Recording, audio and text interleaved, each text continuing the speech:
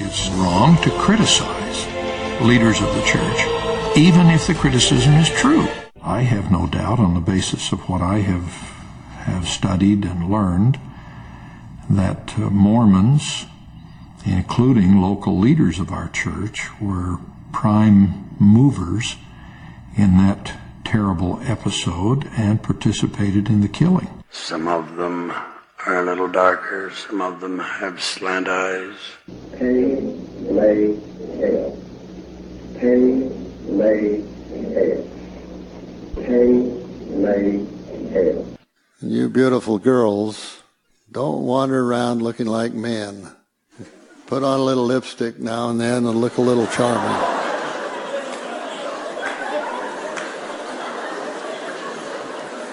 It's that simple. And if they have a Catholic background, y si tienen antecedentes católicos, they don't know who God is. No saben quién es Dios. They don't know who the Savior is. No saben quién es el Salvador. Nor do they know who the Holy Ghost is. Y no saben quién es el Espíritu Santo. And we know y nosotros sí sabemos quiénes son. Because Joseph porque José knelt in the presence of the Father and the Son. Se arrodilló en la presencia del Padre y del Hijo. You're saying to them, bring your faith with you, right? Sure. You're not saying leave your Catholicism. I say this to other people. You develop all the good you can. We have no animosity toward any other church. We do not oppose other churches. We never speak negatively of other churches. We say to people, you bring all the good that you have, and let us see if we can add to it. You all look alike. White shirts, some of them a little wrinkled. Ties.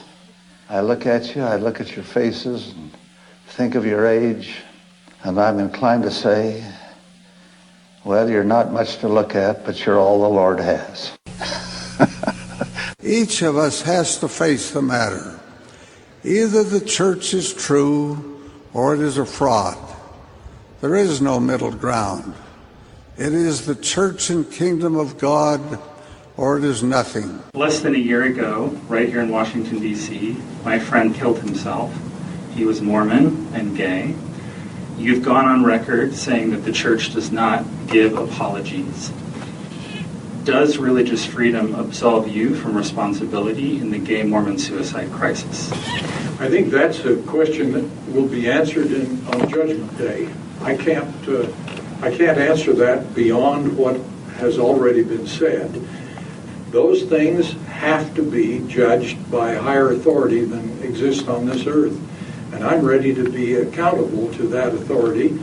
The rightness or wrongness of it, I'll be accountable to higher authority for that. That's the way I look on that one. And nobody is sadder about a case like that than I am. I hit my companion. Oh, is that all? I said in great relief. But I floored him, he said.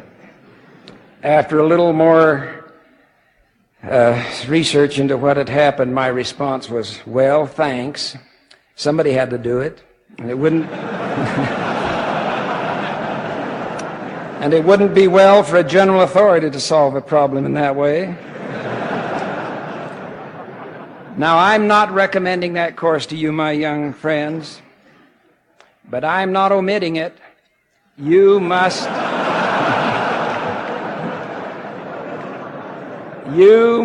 protect yourselves. Some suppose that they were preset and cannot overcome what they feel are inborn tendencies toward the impure and the unnatural. Not so. Why would our Heavenly Father do that to anyone? We do not make a judgment about someone's attraction. We don't know why that attraction came that way. And if I haven't done well enough to teach it, shame on me. We are not passing judgment, but we're not making them second-class citizens. There are no homosexual members of the church. Marriage between a man and a woman is ordained of God. So we do not discriminate, and we are not bigots. My wife is afraid I'm going to hit her with a bottle of water. To do family history. That's why I believe the computer came into existence. That's why God revealed, and it don't have to be a member of the church to have spiritual insight and promptings, the creation of that tool, the computer. And as soon as that surfaces for the purposes of God, what does the devil do on the left side? Oh, he said, you're going to play that game? I'm in it. I'll put on the internet filth. I'll put on ugliness. I'll put on spiritual destructive images. We'll call it pornography. It'll be awful. And anybody that goes there, I'll capture them. Dear brethren, we have reviewed the report of the financial operations of the Corporation of the President of the Church of Jesus Christ of Latter-day Saints. May each of us emulate the prophet Joseph's great example. He taught the truth. He lived the truth. He shared the truth. Bravo!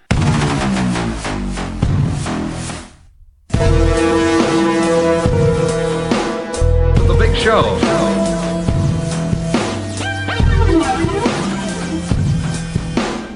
Some say that karma is a bitch. Some say that karma is a bitch. The Big Show. Hey, original root boy, DJ Shaky, well done, John Black. Hey man, esa que quiero conocerla para que toda la noche ya conmigo pueda estar. Y tú, en busca de otra para ti, para que te divierta y podamos compartir. Hey yo danzal, danzal, guayo, guayo. Hey yo danzal, danzal, guayo, guayo. Hey yo danzal, danzal, guayo, guayo. Guayo, guayo, guayo, guayo. Me acerco a tu cuerpo, nena, y te presto mi atención. Cómo mueves tus caderas, me pones en tensión. Me acerco a tu cuerpo, nena, y te presto mi atención. Cómo mueves tus caderas, me pones en tensión. Welcome everyone to EX-MORMON Live. Yes, I am back. The church always thinks I've gone away, and they probably are praying that I don't ever come back, but here I am. I'm back. So welcome everyone. Great to be here. Great to have y'all out there listening. For those that are tuned in right now, surprise, it's a live show unannounced, but here I am. But anyway, as always, we are being broadcast live from the Vatican and Mecca of Mormonism, right near Salt Lake City, Utah, in my underground bunker where they can't find me. We're being broadcast worldwide, all across the globe on TuneIn Radio. Thank you, TuneIn, to all 25 time zones around the world. And this is the show for Thanksgiving here in the United States of America. It is November 22nd, 2018. Good morning, good afternoon, or good evening, and happy Thanksgiving for those of you that are celebrating that. But it depends on where you're located on the planet. So anyway, you know, for some of you it's the middle of the night, for some of you it's the morning and, you know, afternoon. So anyway, I just try to cover all my bases there.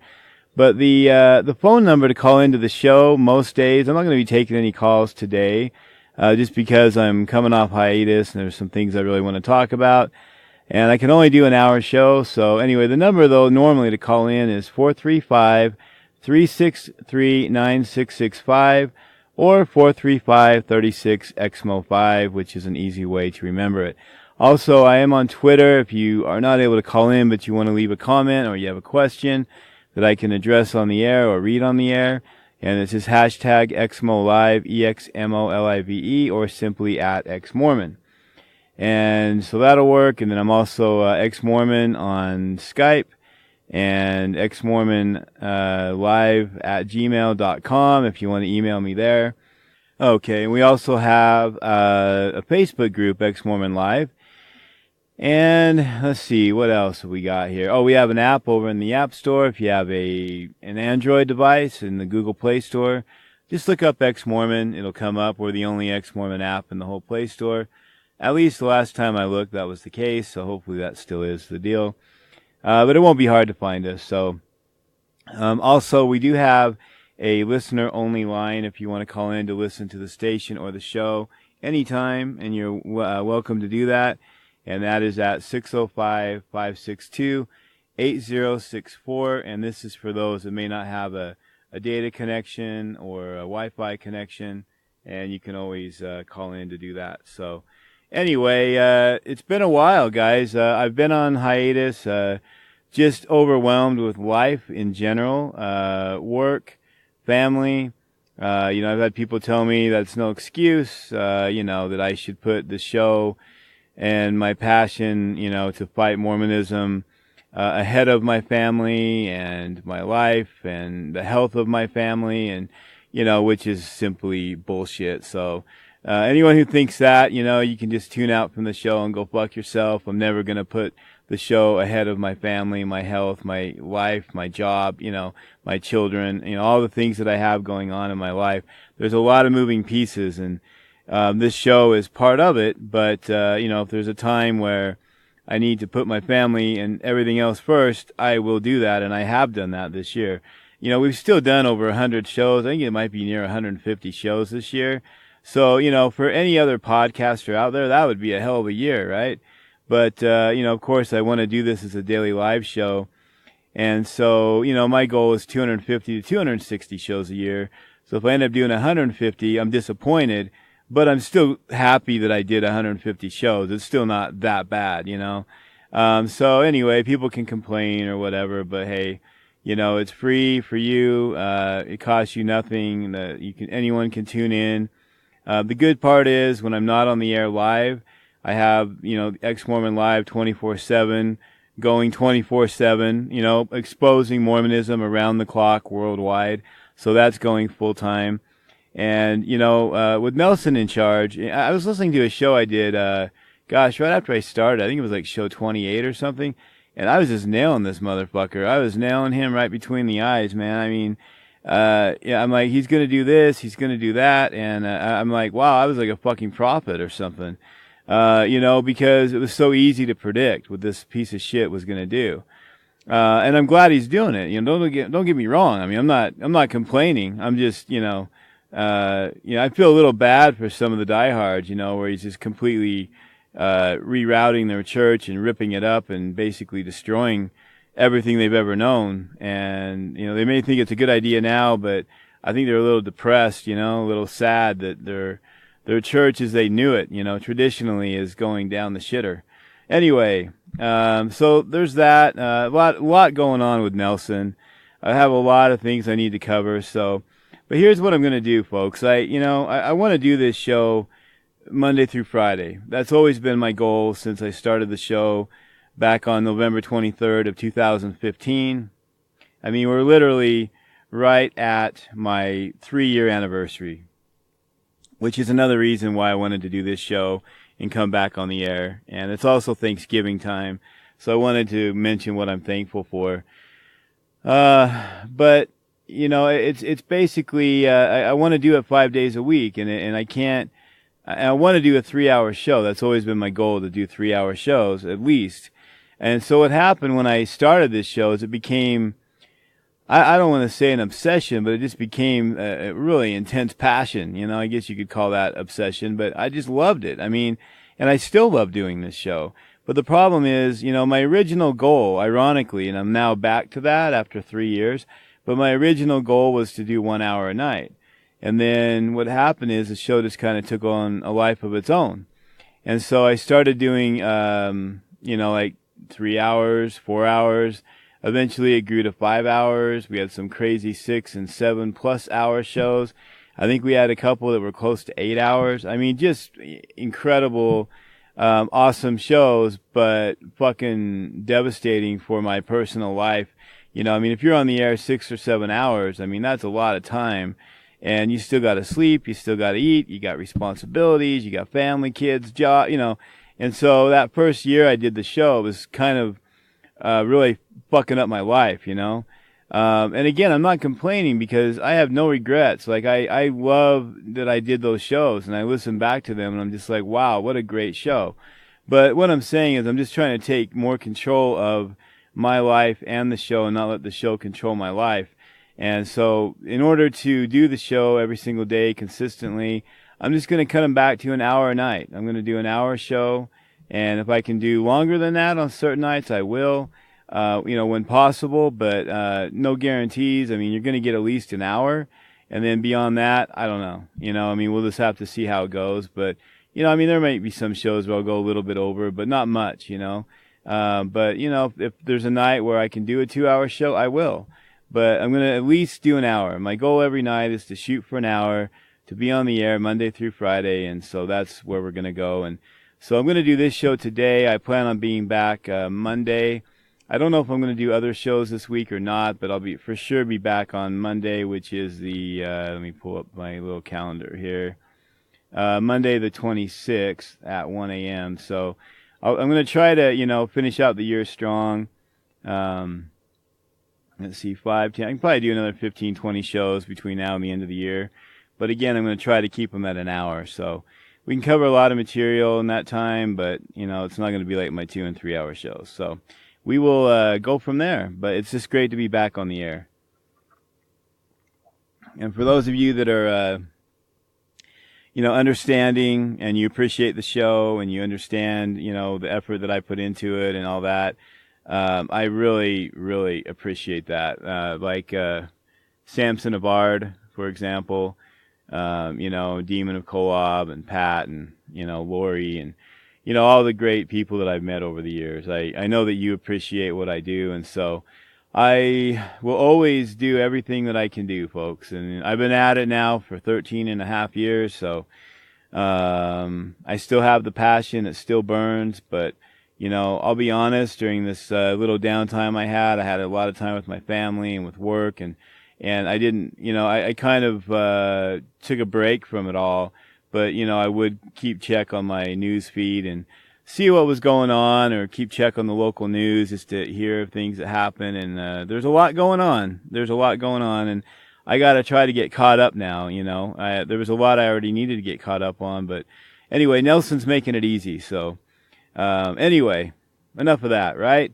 But, I just want to really thank you guys. I really appreciate you, especially Samson. I know you go by, what are you, is it, I forget your new name now, something of, is it, what are you now? I can't remember. You have a new name because they banned you as Samson. Let me see here. See if I can, Samson the Day Night. There we go. Samson the Day Night. I really appreciate you, man, and I'm grateful for your support and understanding. I know you really enjoy the show, and I look forward to having you on one of these days real soon again. So anyway, I hope you're well and your family's well, and thank you for all your support. I appreciate it. All right, so it is Thanksgiving today, so this is the special Thanksgiving edition. I don't even know how I'm going to cover everything I want to cover, but I'm going to try. I'm just going to briefly tell you what I'm grateful for, what I'm thankful for. It happens all the time lately where my parents will hear something, or my wife will hear something, or I'll tell my wife something about the church, something that's in the news or that I'm hearing about. And, I did take a break. It was kind of good to take a little break from all this insanity, but I did, like I said, I kept my ear and, ears and eyes peeled for something happening. And I have a news feed. I check my email every day, and I would just occasionally look at it and go, oh shit, I can't believe this asshole, But I have my parents will say, or my wife will say, man, I'm so grateful that I don't have to be a part of this anymore. I'm so glad we got out. My dad will always tell me, I'm so glad you found the truth when you did. And it saved us a shit ton of money, a lot of pain, anguish, self-loathing and depression, because we can't be perfect and we can't do everything they want us to do. They want you to be so fucking perfect all the time.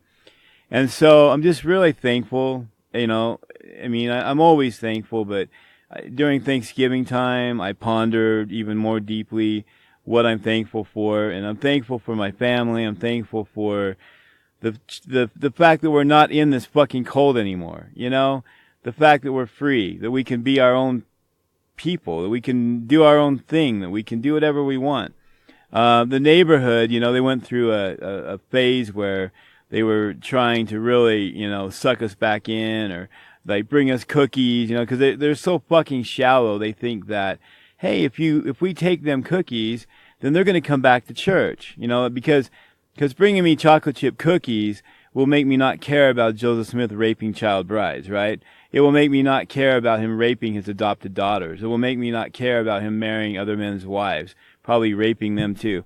It's like how much of this was, something that, basically they just went along with it, They felt like they had to do it. They had to go along.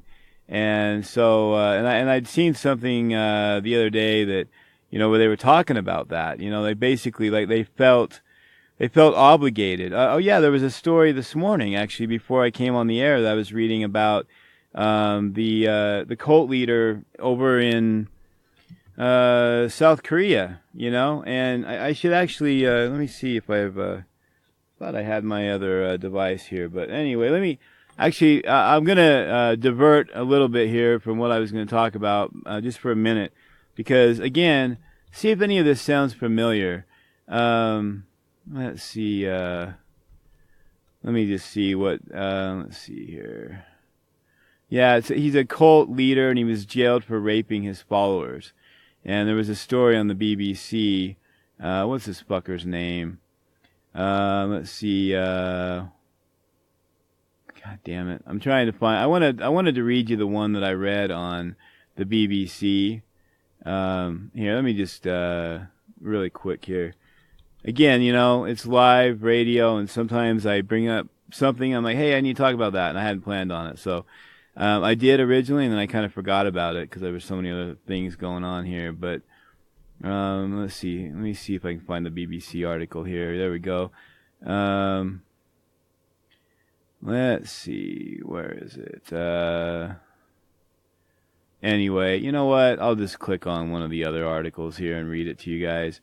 But sentenced to prison, in the Me Too case. So anyway, it says a prominent church pastor, and again, where does it always end up? You've got Joseph Smith, you've got all these fucking cult leaders, you've got, Jim Jones, and you've got, Heaven's Gate, and you've got David Koresh, and all these motherfuckers always end up, raping their people.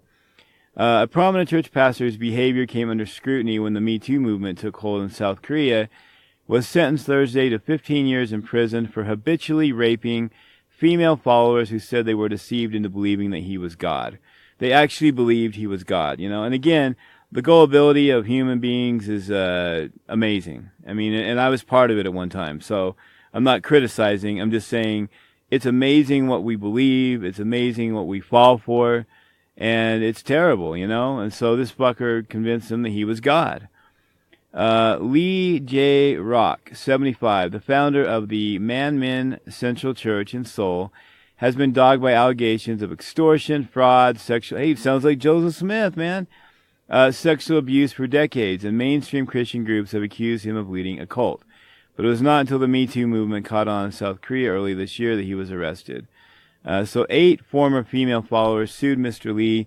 Some of them told reporters that he had lured them to his apartment, ordered them to get naked as Adam and Eve did in the Garden of Eden, and raped them. Mr. Lee was formally arrested in May. In its ruling on Thursday, a 3-judge panel at the Seoul Central District Court convicted him, Mr. Lee, of raping the 8 women dozens of times between 2000 and 2014. While attending his church from an early age, the victims were led to believe that the way to heaven lay in treating the accused like God and obeying him. And again, what do the Mormon leaders say? We represent God. We represent Christ. Literally. We speak for him. We act for him. So essentially they are him. It's the same thing. So they're led to believe the way to heaven lay in treating the accused like God and obeying him. The presiding judge, Chung Moon Sung, said in the ruling, he habitually raped and sexually violated them, abusing their inability to protest or resist his acts because of his absolute authority. And again, this goes back to Joseph Smith, the way, they probably felt the same way, his absolute authority, his militaristic way of treating them, of telling them, you have to fuck me, you have to let me put my penis in you because you need it to get to the celestial kingdom with me, with your family. So they fell for it, and they're still falling for it in 2018, which is amazing. 2018, and people are still believing that their leader is God and that they have to have sex with him. I mean, wow. So you can imagine how bad it was back in Joseph's day, how easy it was to dupe, and to dupe the women, and how gullible they were. Because they were naive and they were, less educated than the people of today, the women of today. The court said the pastor had victimized others besides the 8 women who had come forward. 4 members of the church have also said so. Of course, he's denied all charges against him, but he stood in silence, his eyes closed, while the judge read the verdict. His followers, who packed the courtroom, spilled outside, let out a collective sigh when the sentence was announced. He showed little emotion, and he claims he's hard of hearing, like he doesn't know what's going on. I'm sure he didn't know what was going on when he was raping all the women either, right? Oh, I don't know what happened. My penis just went inside, and I don't know what happened. Oh my God, I mean, whatever, dude. You're a piece of shit cult leader, just like Russell M. Nelson and Joseph fucking Smith. Anyway, so they painted the 8 women, and this is another thing the Mormon Church does. Look what they did to McKenna Denson, right? So they painted the 8 women as disgruntled former members who spread lies, riding the bandwagon of the Me Too movement after being excommunicated for breaching church rules. I mean, this is like almost identical, I mean, who knows what the Mormon apostles, the Big 15, are doing out there? Who knows who they're banging, who they're raping? I mean, I don't know. I'm just saying, we don't really know. We don't know if there's anything going on out there. It would be hard for me to believe that, when the church was started by a child-raping pedophile piece of shit and fraudster like Joseph Smith Jr., why wouldn't that continue? And then look at Brigham Young and John Taylor and all the prophets that were polygamists, all the way up through Grant. I mean, he was a polygamist at one point. So he had multiple living wives. He didn't when he became the prophet. He had 1, but he did have 3 wives at one time. Together at the same time, So, it's amazing. And so anyway, that's what they do. They attack the victims to try to clear their name and to look better. So anyway, I'm just glad to see that this fucking cult leader got caught. Anyway, he's a heretic. And his followers have sometimes lashed out violently to defend him. Mountain Meadows Massacre, anyone? I mean, again, all the parallels are there. All these cults line up. Again, back in like 2005 or 6, I did Is Mormonism a Cult? Part 1 and Part 2. I think I spent like 4 or 5 hours dissecting it, going through the cult checklist, and boom, boom, boom, boom, all the way down the line. There was like one that wasn't exact, but pretty much everything on the list matched up exactly with Mormonism is a cult. And you can look that up. Just you can go to Mormon Truth podcast on iTunes and download those 2 parts. Is Mormonism a Cult? Parts 1 and 2. I haven't listened to them in probably a decade, but hopefully, it's still great information. I'm pretty sure it is. So, anyway, he has 130,000 members, and they have large evangelical gatherings in Russia, Pakistan, Israel, Kenya, and Honduras. And so, anyway, I'm not going to read any more of it, but, it just, again, I mean, wow, what a coincidence, huh? Another cult leader who ends up, stealing money, banging his, from the followers, raping, banging all his followers, telling them, you must have sex with me or else. I mean, Helen Mar Kimball, she had 24 hours, 14-year-old Helen Mar Kimball, or as they would say, she was close to her 15th year or something like that, in the essay. But she had 24 hours to decide, am I going to let this guy put his penis in me or not? And the, eternal lives of her family hung in the balance. And her dad wanted her to do it, Of course, the original story was that Joseph Smith said he wanted his wife, Violet, and he agreed to give Joseph his wife after, suffering for days. And then in the end, Joseph hugged him and said, that was just a test, brother. Oh, but I do want your 14-year-old daughter. And so that was easy for him after he'd already agreed to give him his wife, you know. I mean, again, in what world is this okay? You know, in what world would anybody with any fucking morals or values of any kind say, oh, this is okay? You know, it's mind-blowing to me. It really is. I mean, and these Mormons that pretend to be so moral and so righteous, and, you know, like the examples and the light upon the hill that can't be hidden, and, you know, they want everyone to know that they're a Mormon and they're so righteous, and I mean, Donnie fucking Osmond and Marie and, you know, all these people, I mean, especially the famous ones. I mean, how in the world can they be so, you know, either clueless or willfully ignorant, or, I mean, how do they justify it? You know, like, oh, well, hey, you know, he just married the 14-year-old. Oh, wait, it might have been 2. He did tell a 12-year-old, hey, you're going to be my first polygamous wife. He later did marry her after she was married to another man. I mean, hey, what a good guy, huh? I mean, you know, this is like, just total scum, man. It's raw sewage. You know, Mormonism is raw sewage. I mean, it really is. Okay, so anyway, that story just reminded me, you know, of how cult leaders tend to always go in the same exact direction. Money, power, sex, control. You know, in whatever order you want to put it. You know, sex, power, money, control, money, power, sex, whatever. It all ends up, you know, falling into that, into those categories. And that's what it's all about. So, I mean, you know, in some cases, maybe it starts out innocent. They're like, hey, you know, I don't think it did in Joseph Smith's case, but maybe in some cases they start out and they're like, hey, I really want to help people. Or, you know, like Jim Jones, it actually sounded like in the beginning he might have been trying to do the right thing or whatever. And we know how that ended. And then, I heard some stories about him the other day about, you know, how he was actually very racist, and he won an award for, you know, being so loving of other races, and but he would always give like the worst jobs to the blacks or the Hispanics, or, you know, and all of the white people had, you know, the office jobs, and they were, you know, they were dressed nicely and didn't have to go clean toilets, and, you know, it's amazing. But at least in Mormonism, you know, they don't I mean, they're not trying to say, oh, I mean, they're equally hateful of everyone, but they've been especially hateful of blacks and many other races. But I'm just saying, like, when it comes to like cleaning toilets and stuff, they don't give a fuck. I mean, you can be white, black, Hispanic, they don't care. They're going to send you to clean toilets, you know. I mean, here in Utah, you don't have much of a choice, where 95% of most of the congregations are white, you know. And so they love to, you know, they're not going to show any favoritism here. But of course, it only depends on your level, your stature, you know. They're not, I mean, the Big 15 and the 70s, they're not going to go clean toilets. I would assume most stake presidents and bishops aren't cleaning toilets. You might have a few here and there that want to help out the ward, but I'm sure they're assigning people to clean the shitters, you know.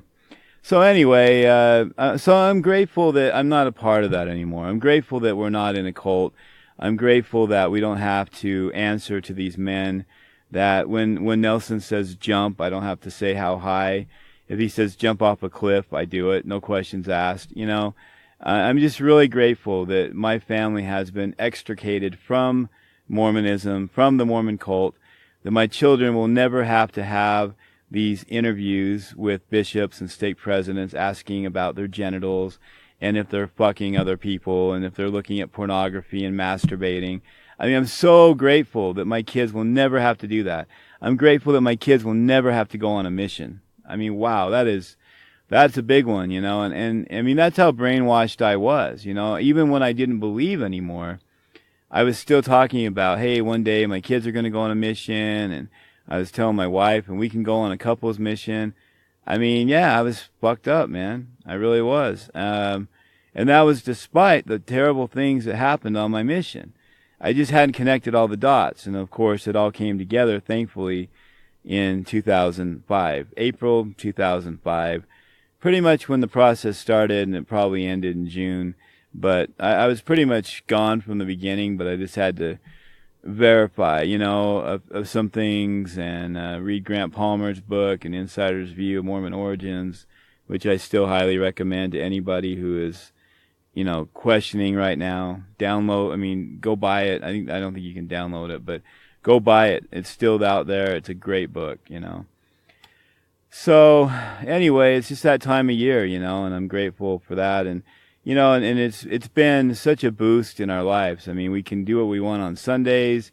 It's given us more time. It's given us more money. We can take that money and go on a family vacation. We just took a really nice 2-week vacation. We couldn't do that if we were paying tithing.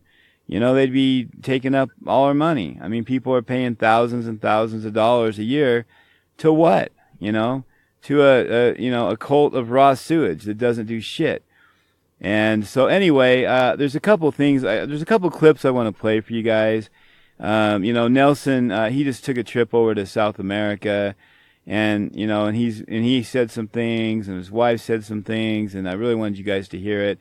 And then I just wanted to talk about him and all the things that he's done to literally gut and destroy the church. And I have some theories as to what's happening with that. And I've been pretty spot on the past 3 years when talking about Nelson. He played a huge part in the gay hate doctrine. Monson was the prophet when it came out on November 5th of 2015. And if Nelson was running the church at that point, he didn't do anything or create anything that Monson wasn't 100% behind or wouldn't have been if he didn't even know what was happening. But I still think he was coherent enough to know what was going on. He's been hating and torturing gays since the 70s. When he became the prophet, he went in and cleaned out the choir and the orchestra of anybody gay. It didn't matter if they were actively gay or, having sexual relations. He just wanted anyone that was gay gone. And so he did that. He did, cleaned house on that. So anyway, again, I'm just grateful not to be a part of it, but now I'm going to talk about Nelson here for a few minutes. We got about half an hour here, and I just want everyone to hear what he has to say, and again, he was with Stevenson, the other apostle, one of the newer ones. And according to Grant Palmer, it takes about 3 years for these dumb fucks to figure out that it's all fraud. And, and again, I'm just going to say that I have no confidence or faith that any of these guys are good guys. I'm so tired of, all these New Order ex-Mormons, and New Order Mormons saying, hey, we got to be respectful and they're good guys and all this. I don't buy it, because the people at the top are assholes. So why are they going to pick out a good person to replace, like Boyd K. Packer? Okay, I think I need to get my voice used to talking straight for an hour or 2 or 3. So anyway, so we're going to talk about that here for a few minutes, and I'm going to let you guys hear what he has to say. And then I just want to remind everybody of all the things he's done to literally destroy the church. He's done some recent ones, and the guy is just a cold, hate-filled motherfucker. He really is. This guy, he's literally picking up where Hinckley left off, when Hinckley was the prophet, he got rid of homecomings and farewells. He got rid of road shows. He started building mini chapels and, mini temples and all this shit. And I just feel like Monson was kind of like the buffer in between. And I feel like Nelson is picking up where Monson didn't do shit. But he was, had dementia for probably a good part of the time.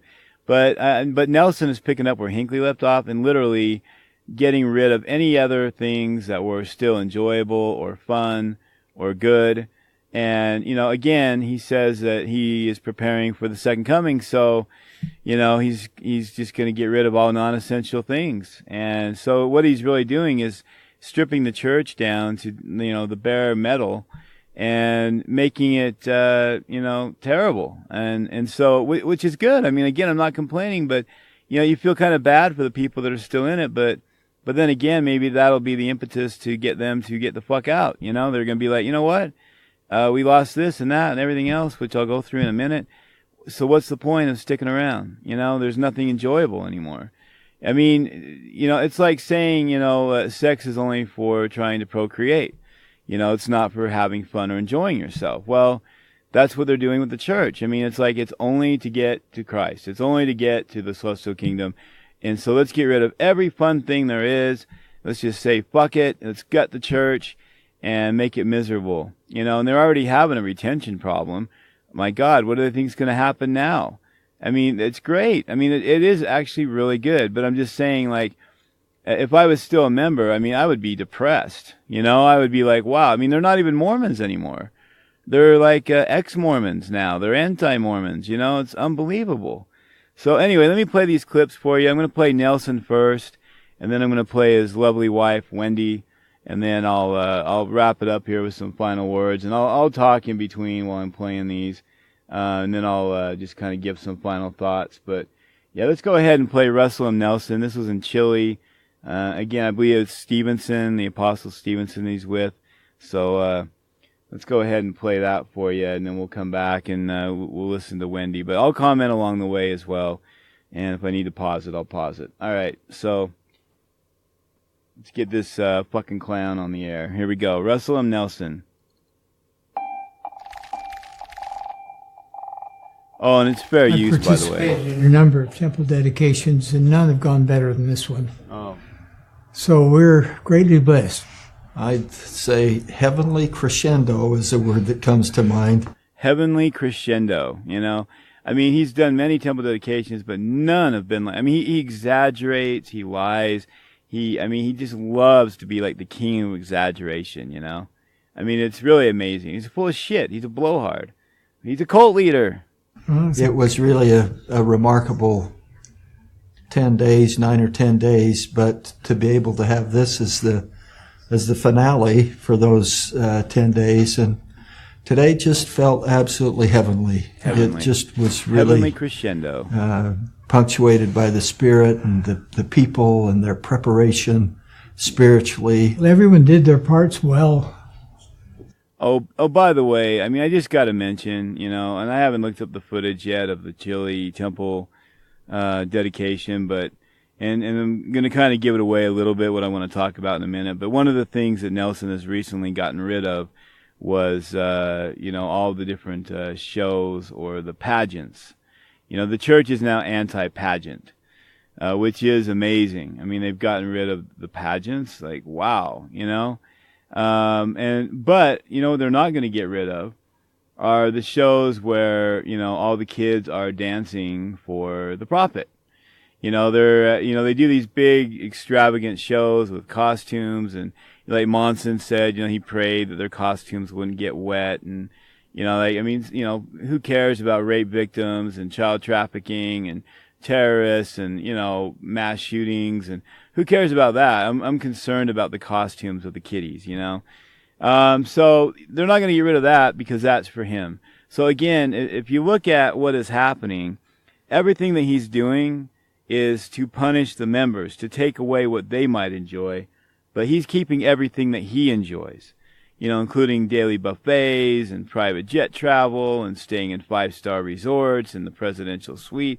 I mean, this motherfucker is going to keep everything that he likes for him because he is the cult leader. When I did the tweet for the show tonight, I show him sitting there with a crown on his head because he thinks he's the fucking king of the world, just like Joseph Smith. Anyway, let's continue. And the people, they're so loving and so anxious to serve the Lord and serve each other. They're just so pleasant to be with. It's really Unlike a reverent, sacred feeling you have among them. What impressed me in Chile here was we saw that the foundation of the church that has been building, but then we saw the rising generation last night. Oh, yeah, right. The youth that were there, and the future 1,500 of them in the stake center, but broadcast to thousands more. 1,500 in the stake center, I mean, why aren't they filling football stadiums, soccer stadiums down there? I mean, there should be 40, 50, 60,000 people filling these stadiums everywhere they go, right? Because they are the one true church in the whole world. Not happening. And they were so powerful, so strong, so grateful to be in the presence of a prophet. Oh, see that?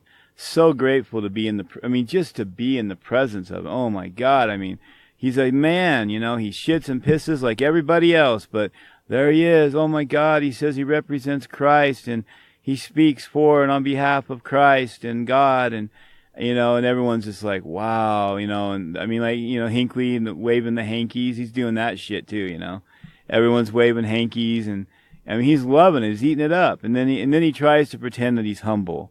This guy ain't humble, man. I mean, you'll hear what he says here in a minute. Like, it's not us they love. Anyway, I'm going to play it for you. The church is relatively young here in South America. Yeah, about 100 years. 90 years ago, nothing. And now, former general authorities were there. And now you have 90% inactivity of all the people that have ever been baptized, because you don't give a fuck about anybody, and you do nothing to retain the people that you have. You're more concerned about baptizing, when you can't even retain, 90% of what you got. I mean, it's really pathetic. And young people who have been in the church for a long time, we saw 4-generation families. Uh-huh. This is a calling. Like one? And it's a cause. It's a cause. It's the Lord's work. Oh, okay. And it's a privilege for us to participate in any way. He's so humble. He's so humble, folks. We love it. Keep talking. It's very energizing. To see these beautiful children. That are all duped. To see these beautiful people who love the Lord, and they love the Lord's servants. They love the Lord's servants. See, now he gives it away, right? They love the Lord's servants. So he just admitted that they love him. They are honored to be in the presence of a prophet, Stevenson said. Now listen to what he says. It's not Russell or Gary that they love. It's the office. Oh, wait, I thought you said that they loved you, the leaders. Oh, but they don't love the leaders, they just love the title. Like, we love the prophet, whoever it is. I mean, and that's true, but they get really into each one, I mean, when a prophet dies, they're crying, oh my God, because and then they just snap out of it, or, move right on to the next one like nothing happened. I mean, who gives a fuck about Monson right now? He's a dead prophet. According to Benson, dead prophets don't matter. The only thing that matters is the living one. So as soon as Nelson dies, fuck that guy. He doesn't matter. I mean, and so what a joke, what a joke. But yet they have books, the teachings of Brigham Young, the teachings of John Taylor. I mean, why were they studying those books? They're meaningless, right? The fuckers are dead, so who cares? We know that. We understand that. Yeah. I've learned. I'm gonna back it up a little bit here. It's the office. We know that. They love the Lord's servants. There you go. It's not Russell or Gary and then he that they contradicts love. himself. It's the office. We know that. We know that. We're so humble. I mean, it has nothing to do with us, but it has everything to do with them. We understand that. Yeah. I've learned much from President Nelson. Oh.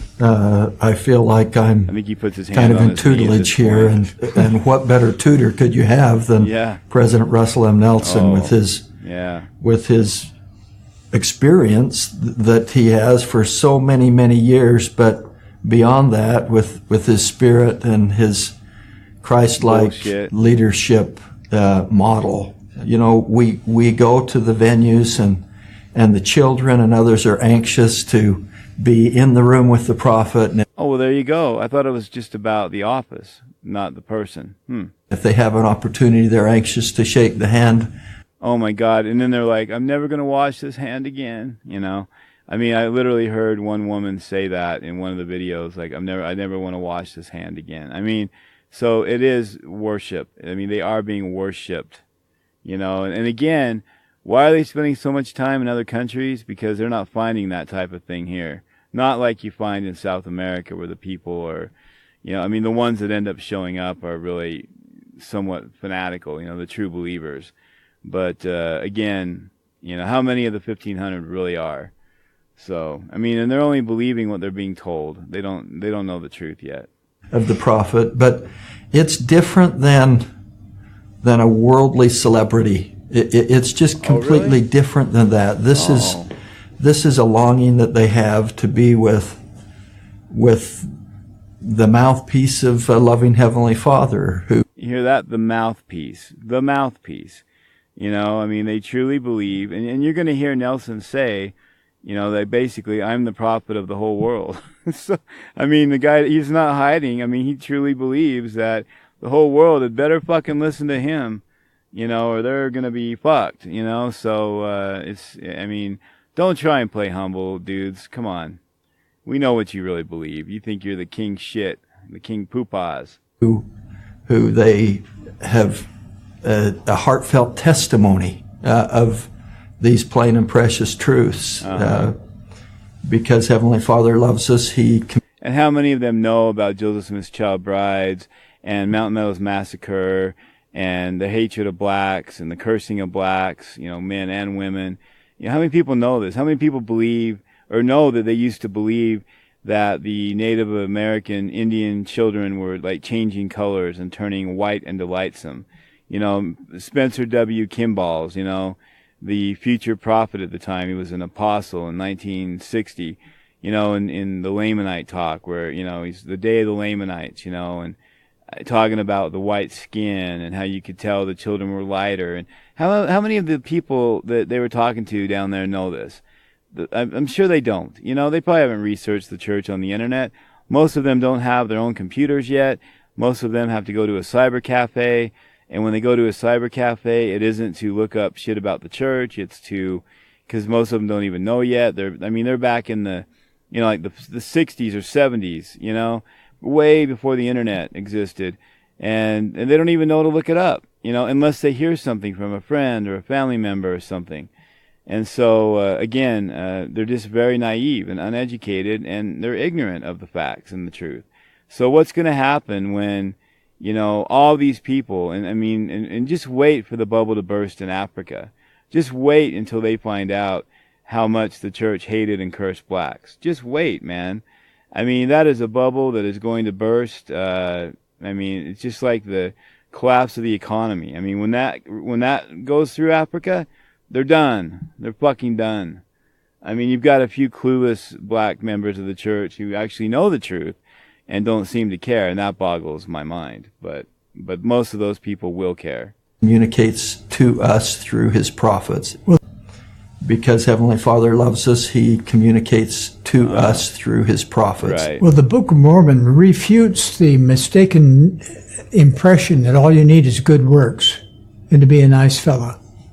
Oh, wait, isn't that what the church is all about? Works? You got to pay your tithing, you got to go to the temple, you got to do this, you got to do that. I mean, they're all about works, you know? I mean, so what is he trying to do now? Say like, oh, we're like the Christians, we just believe in faith, you know, have good faith, you know? So now if you're just a good guy and you do a lot of good works, that doesn't matter. Amazing. You have to have ordinances. Oh, ordinances. If you're going to reach the celestial glory that God has in mind. And that requires temple attendance and activity So, every week at your meetings. There are so many wonderful people in the world who have that feeling that as long as I don't break the law and I'm polite and careful to people, yeah. That's all I need to do. But the Book of Mormon teaches over and over again. So every person in the world should care about the Book of Mormon, should care about not just ordinances, Mormon ordinances in the Mormon temple, which require a full 10% tithing of your gross pay. That's what the whole world should care about, so they can get richer and richer and buy more real estate and, you know, extend their land grabs all around the world. That you need to have the ordinances. Most people don't give a And shit, of course, Nelson. that's why we have temples. So that all the potential that God has in store for his children can become a fact, a reality. Only if you're Mormon. We find good in religions around the world, good people of good heart. Okay. But for them to be able to capture the fullness of the There gospel, you which go. includes what President Nelson just described. You gotta be a Mormon. Ordinances, temples. I'm glad they're sticking to it. Revelation, keys, priesthood authority. And if you're like a regular person from some other religion listening to this, you're like, what the fuck are they talking about? My religion's not good enough? And they always try to say, oh, like Hinckley said, we love other religions. We never speak negatively of other religions. Bullshit. The very fact that you exist and you call yourself the restored Church of Christ the one true Church of Christ, is a slam on every other religion on the planet that has or will ever exist. So don't try and lie and deceive and claim that, oh, we love other people. It's like, we love gays. We just excommunicate them and ban their children, but we love them. We love other religions, but they're all, false, corrupt abominations and of the devil and whores of all the earth, but we love them. You see how this works? They again, publicly they state one thing, privately they believe intensely in something completely different. So again, they're just lying pieces of shit that are trying to, blend into society, and then they're going to refer you to some 18-year-old kids who don't know their head from their ass to teach you about the religion in a very orchestrated way, exactly what they've told them to tell you and not tell you. And then, you end up joining, and then, months or years down the road, you're like, what the fuck? They never taught me that. I didn't know that. And so they're still doing it. They talk about, oh, we want to inoculate people and this and that. No, they don't. Not the people they're teaching and baptizing. That maybe they're doing some inoculation with the children of members because they don't have a choice with the internet and all that stuff. So, but as far as do you think they're trying to inoculate the people in South America and Africa with the truth about how shitty they are? Of course not. No way. They would never do that. This is what is unique about the Church of Jesus Christ of Latter-day Saints. No one else can offer perpetuation of the family unit beyond the grave. See that? No one else, not one other church on this fucking godforsaken planet, right, can offer what they do, the perpetuation of family beyond the grave. So again, he is doubling and tripling down, quadrupling. This is the only way, the only path that you can go. And for years, they were trying to back away from that, at least publicly. But now even publicly, they're saying, yeah, this is it. Either you become a Mormon or you're fucked. For now and all eternity. And that, according to our Heavenly Father, is the greatest gift that He can give to His children. Yeah. This is a global ministry. It costs 10%. We're prophets for the whole world. Oh, there all you go. Of God's children, not just the members of the church. So all on this God's tour, children. we've talked. We're prophets for the whole world, all of God's children. Well, let me tell you, 99.80% of people on the planet don't give a fuck about a word you're saying. They don't care who you are. They don't know who you are, and they never will. They don't want to because they know that you're a cult and they want nothing to do with you. People in 5 different countries. If there are 200 countries in the world and more, yeah, 5 is such a small drop in the bucket. Yes, it is. Yeah, we'll get around. But we'll still... Why don't you go to Iraq and Syria and Afghanistan and Pakistan? Really put your life on the line. When this motherfucker was in Israel or Jerusalem and there was some fighting and bombs being dropped in Syria, he got the fuck out of there, They didn't want any chance of him getting harmed or injured, by what was going on. I think he was 90 miles away from what was happening or about to happen. So they got him the fuck out of there ASAP because he's a pussy. If he thought he was being protected by the Lord, what would he be worried about? Wouldn't he be able to say, hey, Jesus, am I going to get blown up or what's going to happen here? Oh, no, you're fine. I will protect you. Okay, thank you, Lord. But no, they get him out of there because, they don't have any faith or they don't really believe that this is true or they're just like, oh, shit, we don't want him getting killed, so let's get him out. So again, they're not going to go to any countries where they're in danger, but yet they send missionaries into countries in dangerous areas that they would never go to because it would be too dangerous. The living conditions wouldn't be good. So, if they do go visit one of those type of areas, they got their bodyguards, they've got their luxury car, and then as soon as they're done, they get the fuck out of there and go back to their presidential suite and probably more bodyguards, to keep them safe. Even some of the couple missionaries have bodyguards. Why don't the regular missionaries have bodyguards? Because they don't matter. They're just little pawns, man. They're nobodies. According, in their eyes, they don't care. Miss more than we'll touch, but we'll try. Yeah, we won't give up just because it's a big job. Oh, God. We're just he talks like a fucking 2-year-old. exponential phase of growth, yes, but it will continue. The Lord said, I will hasten my work in its time. And he makes good on his promises. Oh, does he? We're witnesses to...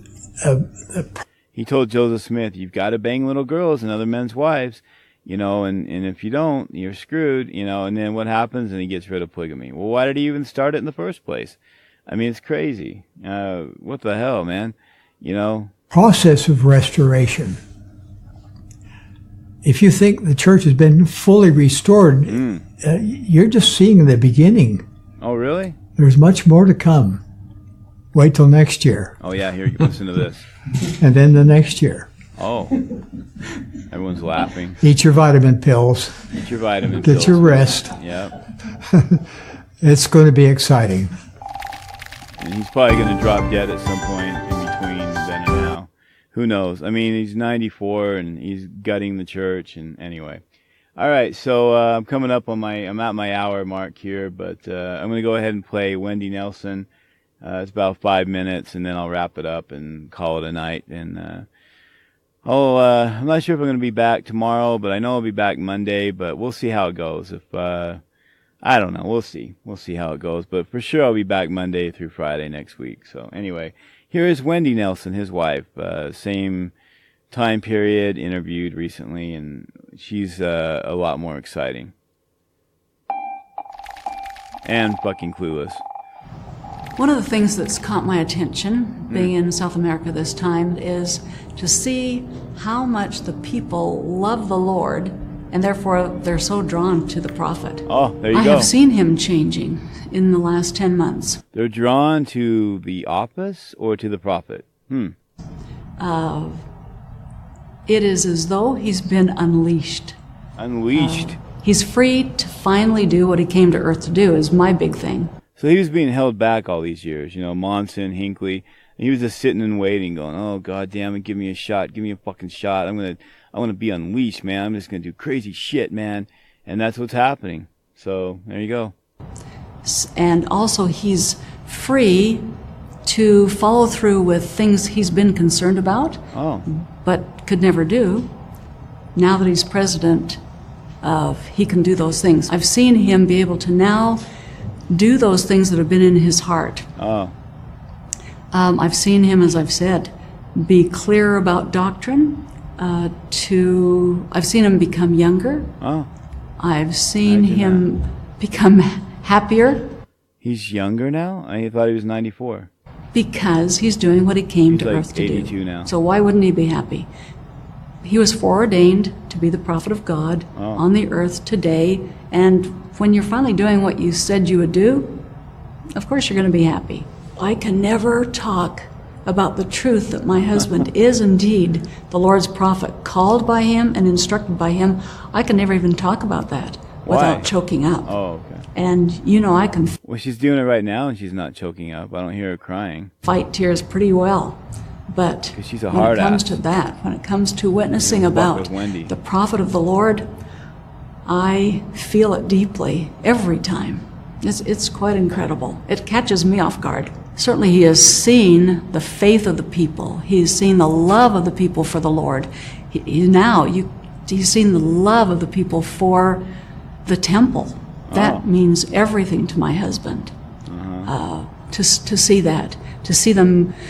To see the tithing revenue flowing in so they can build more 32-story buildings like the one in Philadelphia, to build more malls, to build a city of 500,000 people, to buy more land, to deceive people in Hawaii and buy more land, promising affordable housing and then backing out.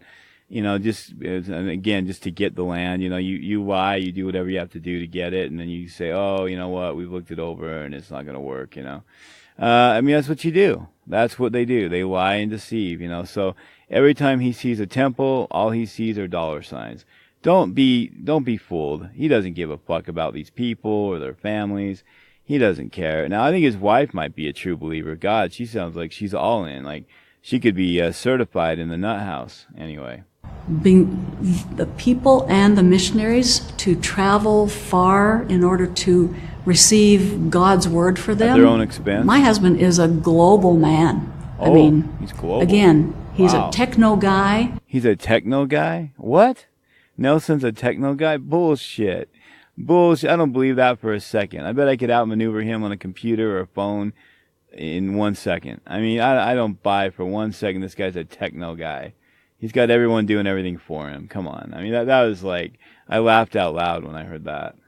He's a global mind. He thinks outside of the box. If it's not outside of the box, he's not that interested in it. Outside of her box, right? He's not interested in cutting the ham to fit inside of the pot anymore. Just because it was tradition, Yeah. man. He's not just about, if it was tradition, let's do something different. It's, let's look at why were we doing that? And I'm so glad she said that, because that's one thing I've been saying about him this whole time, since he became prophet especially, is that he doesn't care about tradition. It doesn't matter to him. He doesn't care that it matters to other people or millions of people. He doesn't care. He's like, you know what? Fuck that tradition. I don't care about that tradition. And now you don't care about it either. So get over it. You know, I mean, these are hard. I mean, they are hard people. Nelson and his wife are hard. You know, hard in the sense that, you know, like Ballard's niece or something that was interviewed on a show, you know, and she said that she'd never seen him cry, that he had no emotion and no feelings. Well, Nelson's the same way, and so is his wife. And I think most of these people are, you know, I mean, except for crying Eyring, but, you know, of course, I think he's just had a really good acting coach, maybe, or he's mentally disturbed to the point that he can't control his emotions, you know, and maybe he knows he's lying and it makes him emotional. I don't know. But I'm just saying most of them are just hardcore, you know, we don't give a fuck. This is the way it is, and you're going to like it. You're going to love it, and you're going to support it, and you're not going to question it or question me, or we will punish you, you know. I mean, they are just hardcore. I mean, look at Oaks. Do you think that motherfucker's ever cried? I doubt it. I doubt it, you know. Ballard, you know, these guys, I mean, they're just hardcore, man.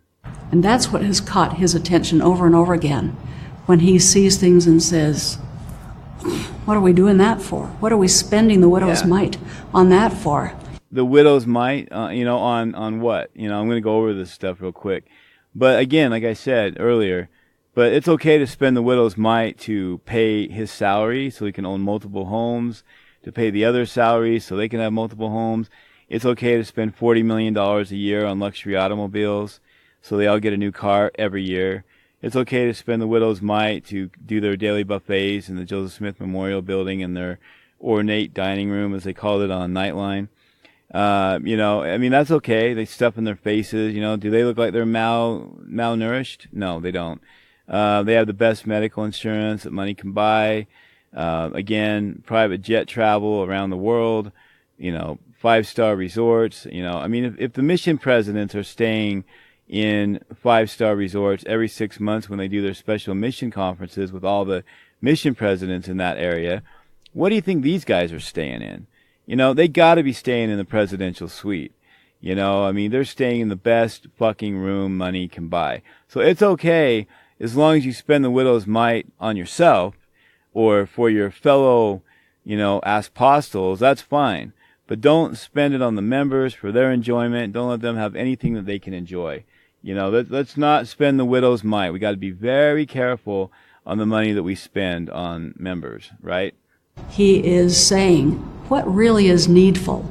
If we're really preparing the church and the world for the second coming of the Savior, he's sincere about that. He doesn't want us spending money, time, energy on anything that isn't lying sack really of shit. Focused on that. It's pretty stunning. He is only reporting to the Lord, and he is fearless with that focus. And I do want to just mention that I believe her when she said he is only reporting to the Lord. I do not believe that this asshole, Russell M. Nelson, and it's kind of funny because they're going to excommunicate, Bill, what's his name? Bill Reel.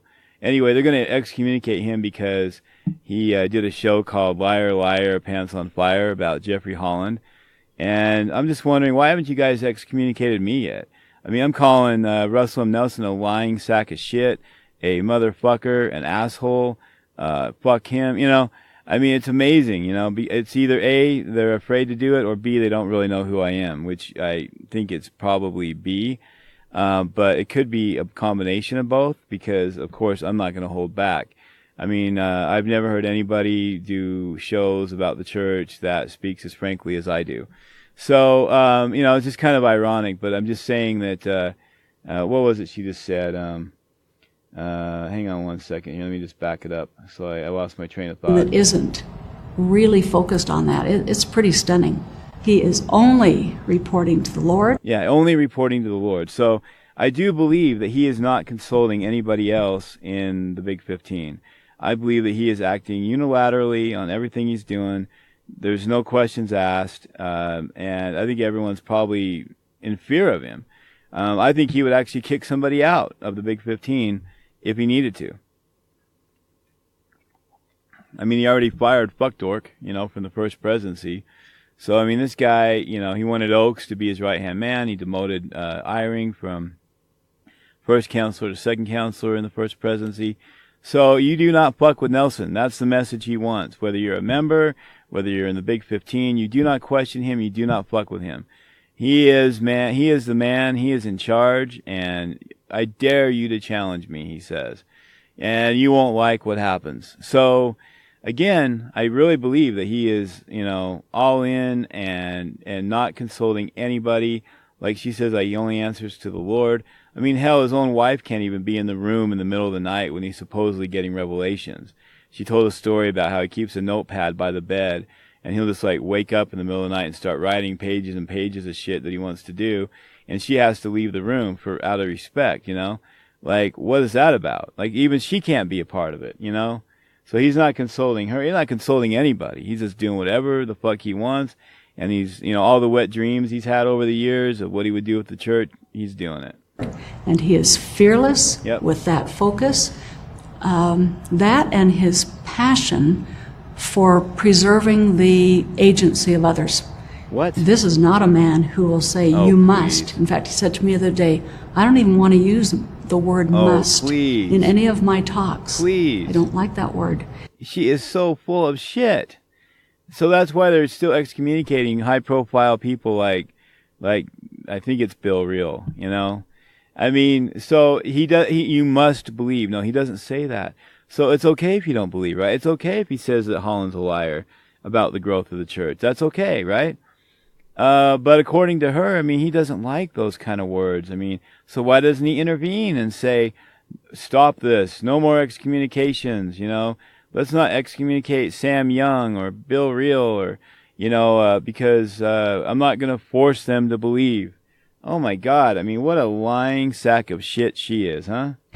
The hymn that says, he'll call, persuade, direct aright, and bless with wisdom, love, and light, and blameless ways, be good and kind, but never force the human mind. Oh, Jesus, that is Russell Marion Nelson. Oh, he will never force the human mind. Oh my God, I mean, can the shit get any deeper? Wow. He loves to have the children stand and sing, I am a child of God. When he says to the parents, teach your children what that really means. But he's not saying they must do it. He's just saying, hey, if you feel like it or you get around to it, you need to teach them what it means, right? Because he doesn't want to ever use the word must. I mean, oh my God. I mean, it's just unbelievable. Yeah, that is loaded. That is loaded. If he really had time, that would take him about 2 hours to unpack what he's really trying to say there, because he is trying to say 2 hours. Your body and your spirit are really Listen to what divine. She says here in a He's minute. very honoring of the Lord's timing. Now, she says something here in a minute that just blew my mind, and it tells you what a sociopath and sick fuck this guy is. And she's okay with it. She's like totally, and she's like, yeah, it's great. I mean, listen to this, man. I think it's next. And will say to me, Wendy, yeah, with just one shift in the rhythm of the heart, the Lord can get you back. Here's the other thing about him being 94. It does make the rest of us feel badly when he just gets younger and stronger. Oh, please. If I ever talk about... One day he's just going to drop. You watch. Like everyone's going to be, oh my God, he's so healthy. Just like Hinckley. He was going strong at 97 and then he was dead. So... about some aspect of my body that isn't working, he'll basically say, isn't that wonderful? Do you see how the Lord is preparing you to come home?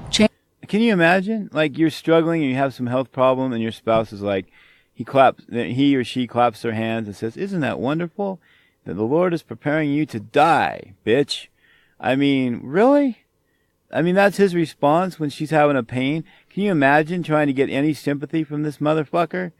Holy shit. I mean, that just blew my mind. I mean, we already know he's a fucking sociopath, doesn't care about anything or anyone but himself. But wow, if that doesn't sum it up, I don't know what does. Let me rewind that and just play that again for you. I mean, it's incredible. Of my body that isn't working. He just gets younger and stronger. If I ever talk about some aspect of my body that isn't working, he'll basically say, isn't that wonderful? Oh my God. Do you see how the Lord is preparing you to come home? Change is always a possibility, especially when they did some editing there. You're focused on the Lord. The restored gospel. So when he's having a heart attack, she should clap her hands and go, isn't it wonderful the Lord is calling you home, asshole? Of Jesus Christ is a gospel of change. It's as simple as that. It's all about change. If we're not repenting, if we're not changing every day, then we're not true disciples of Jesus Christ. Okay, so that's that. I mean, again, what a way to end that. But anyway, I got to wrap things up here. But I'm just going to mention, and I'll go into more detail about these over the coming weeks. But just real quick, you know, some of the things that have happened since he became the prophet or basically was in charge. You know, the gay hate doctrine, you know, it was announced on November 5th, 2015, which, you know, considers all gay couples to be apostates, and they must have a mandatory court. They're ranked as worse than murderers, rapists, attempted murderers, rapists, sex abusers, spouse abusers, people that abandon their families, and they ban their children as well. He confirmed on January 10th, 2016 in Hawaii, at BYU Hawaii, that it came directly from the Lord. They all prayed and fasted about it and spent months in the temple, and it was definitely doctrine from the Lord. So that cleared up the little problem that all the New Order EXMOs and New Order Mormons were having, saying it's just a policy, it's not a doctrine. Just for the record, I said it was a doctrine from day one. So you will get the truth and the facts here, folks. He changed the name of the cult, of course, you know, to multiple things, including the church. It's an embarrassing joke. Basically, the Church of Jesus Christ of Latter-day Saints. You know, no longer Mormon, no longer LDS. Ironically, I got an email from Mormon.org the other day. You know, I mean, that's still around. I think their Twitter is still LDS Church, isn't it? Anyway, you know, I don't know what the fuck they're doing, but that is unbelievable. They changed the name of the Tabernacle Choir to the choir at, is it now the choir at Temple Square? I forget now. Anyway, too much time off. I gotta sharpen my brain here with all this stuff. Got rid of Boy Scouts, Girl Scouts, High Priest Quorum, home and visiting teaching, shortened meetings to 2 hours, which is probably the worst thing he could have done because people were so excited about it. What does that tell you? You know, they want more home study. That's not going to happen. I mean, they've literally come out and said, why is it our responsibility to teach you? That's your responsibility. Again, just more arrogance. And, you know, at a time when they're losing members hand over fist, you know, unbelievable. Got rid of the pageants, like I mentioned earlier, like Hill Cumorah, Manti. I really want to do a whole show on that. There was a great show done on Mormon land on the Tribune where they talked to a guy that was in charge of the pageant forever. It was like a family tradition. And he's pretty pissed off about the whole thing. And basically, he calls the people in Salt Lake clueless. So he's basically ripping the prophet and the apostles. He's probably going to get excommunicated next, I mean, after that interview. Anyway, they're changing the hymn book. I guess they're in the process of that. And then, of course, they got rid of the Days of 47 Youth Parade. You know, again, like, you know, 80 years of tradition, the Hill Cumorah pageant, you know, Manti, I don't know how many years. Hill Cumorah is like 80 years. The Days of 47 Parade, I think it was like 80 years or more. You know, again, these things that have meant so much to the people and to the society and the culture, you know, the enjoyable things, fun things that people loved, you know, they're just getting rid of them because, again, he doesn't want to spend the widow's mite on this stuff. And most of the things that were happening here were all volunteer. Like, nobody was getting paid anyway. How much money were they forking out for Hill Cumorah and for you know, the Hill Cumorah pageant or the Days of 47 Youth Parade? You know, I fully expect him to cancel the Days of 47 Parade soon. I mean, why not? Get rid of every fucking thing, because he wants to get rid of everything that doesn't have to do with Christ returning. So that would mean no parade. I mean, get rid of the days of 47 completely. I mean, he better be careful, because, you know, might want to have someone double check his coffee and shit, you know, because there might be people within the Big 15 that are like, you know what? We can't do this, you know, we can't have this going on. I don't know. I'm just saying, like, he better watch his back, because the changes that he's making are so big and devastating that I can't believe that. I mean, I would guess that most of the Big 15 are against pretty much every single thing he's done. But of course, they're not going to speak up publicly or even privately, because he has made it clear he is the fucking king and no one questions him. So, I don't know, man. I'm just saying, you know, kind of like Hinckley, here one day, gone tomorrow. I mean, you never know when or how or why, but I'm just saying he's making a lot of enemies. He may not know it because he's so fucking clueless and so arrogant and egotistical, but I bet there's a lot of people out there right now that hate him. So, you know, again, he's got bodyguards and he's got protection, but he better watch. You know, the worst enemies can come from within. So, anyway, I think that's going to do it, folks. And again, I'm going to go into more of all that. You know, I mean, that whole list of things, I probably left some stuff off. I mean, he's made so many changes. I think every time I talk about it, I forget about one or two. So, anyway, but I got to run. So, I hope you guys enjoyed the show. It's good to be back. It's great to do the show. I need to get my voice reconditioned to doing it. And the only way to do that is to do it. So I will keep doing the show here. And again, I'll see everybody Monday for sure. But if I end up doing a show tomorrow or even Friday, I'll let you guys know. I'll tweet it out, so you'll know when I'm doing it. All right. So anyway, everybody have a great Thanksgiving wherever you're at in the world. For those that aren't celebrating it, you know, I don't know, just have a good day, you know. But I don't know, it's going to be fun. I'm looking forward to it. Looking forward to the time with my family and watching football. And I'm a big football fan, so that's always fun. And we will go from there. Let me just find the song I want to play for you guys. And this song is a pretty cool song. It's called And I Wish.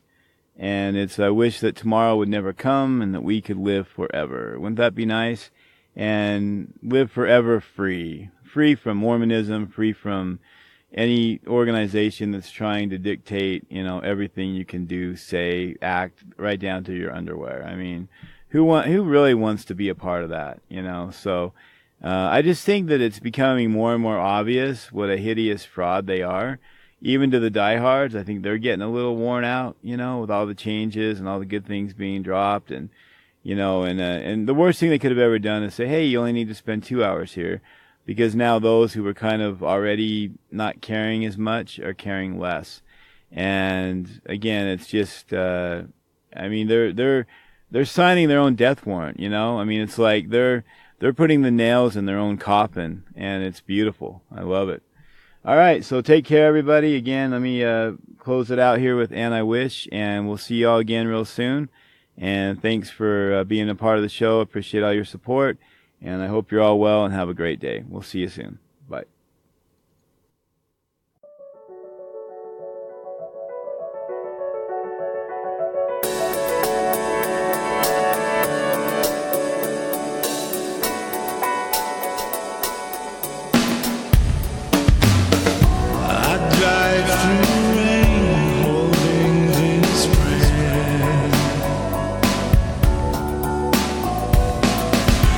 But I'll arrive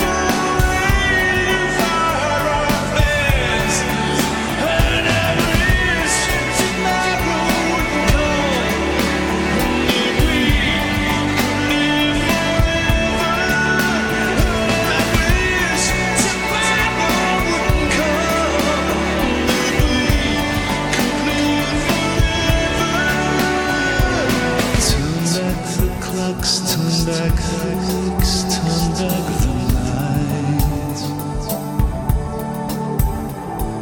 Turn back the clocks, turn back the weeks, turn back the night.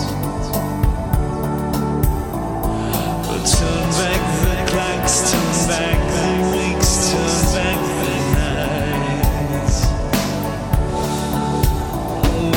Turn back the clocks, turn back the weeks, turn back the night. Just turn back the clocks, turn back the weeks, turn back the night. Oh, turn back the clocks, turn back the weeks, turn back the night. And I wish tomorrow would come, and that we could live forever. And I wish, tomorrow would come, and that we could live forever. And I wish that tomorrow would come, and that we could live forever. And I wish tomorrow would come, and that we could live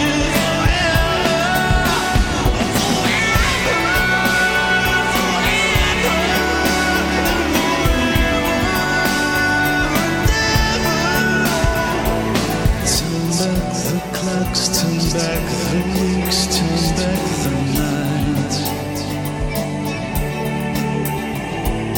Turn back the clocks, turn back the weeks, turn back the night.